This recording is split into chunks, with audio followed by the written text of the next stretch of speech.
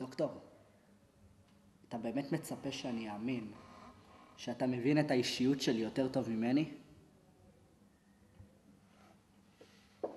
אתה יכול לדון בבעיות שלי, ואתה יכול לדון בהם עם מי שאתה רוצה, אבל לא איתי.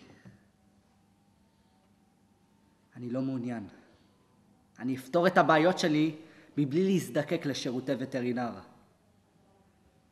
חוץ מזה, אני לא רוצה להיות מה שאתה רוצה לעשות ממני. משעמם, בינוני, נורמלי. כל העסק המזוין הזה הוא בדיחה! אתה תירגע! אבל זה קשה לך, אני רואה. אני לא מתנהג כמצופה? אני לא יושב כאן בשקט כשאתה מנתח לך את האישיות שלי לפרטי פרטים?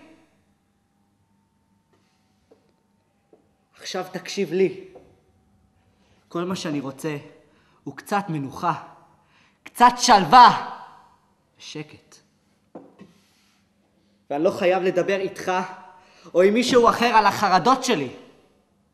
הבנת? יופי. טוב. אתה שולט בעניינים, כן? אבל טיפות הזיעה הקטנטנות על השפה העליונה שלך מסגירות אותך.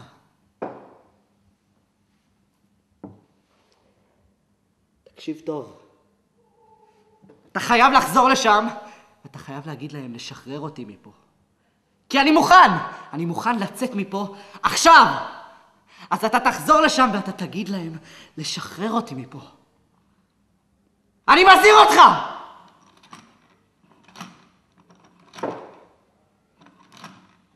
מי אתה חושב שאתה?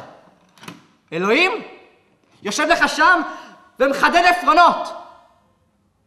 אתה כלום. אין לך שום סמכות. אתה אפס. אתה אפס!